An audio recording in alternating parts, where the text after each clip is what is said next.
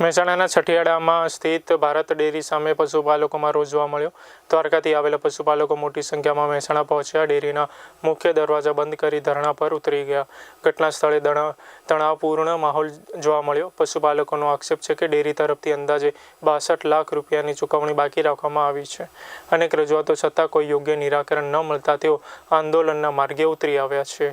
પશુપાલકોએ ચેતવણી આપી દીધી છે કે જો વહેલી તકે પ્રશ્નનો ઉકેલ નહીં આવે તો તેઓ વધુ ઉગ્ર આંદોલન કરશે અને ગંભીર પગલાં લેવા મજબૂર બનશે।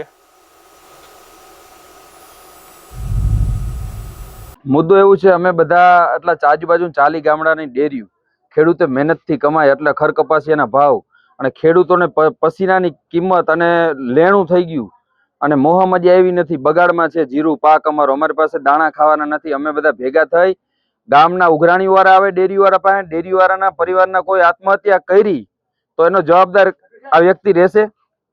કેમ કે કોઈ પણ વ્યક્તિ તમારા કોઈ પણના ઘરે કોઈ ઉઠીને માગવા આવે તો આપણે કંઈ પણ પગલું લઈએ, ઈમાનદાર ને ખાનદાની માણસ હોય તો આ સહન નથી થતું। અને જ્યાં સુધી મને ખબર છે આ અર્બન બેંકનો પ્રમુખ છે, એમાં છે સભ્યમાં, અને બહુ બધાના કૌભાંડ કરેલા છે।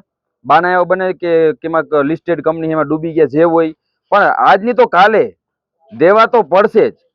એને એસપી અમે ત્યાં સુધી આવેદન દેવું અને ખેડૂતને હકનું લેવા આવ્યા, અમે કોઈ ઓલું નથી લેવા, અમે આવ્યા, અમે બહુ જાજા જણા, હજી અમારી ગાડીઓ આવે છે, કદાચ અહીંયા લોક મારવો પડે તો મારી દેવું, એને જ્યાં છેડા અડાડવો અડાડી લઈએ,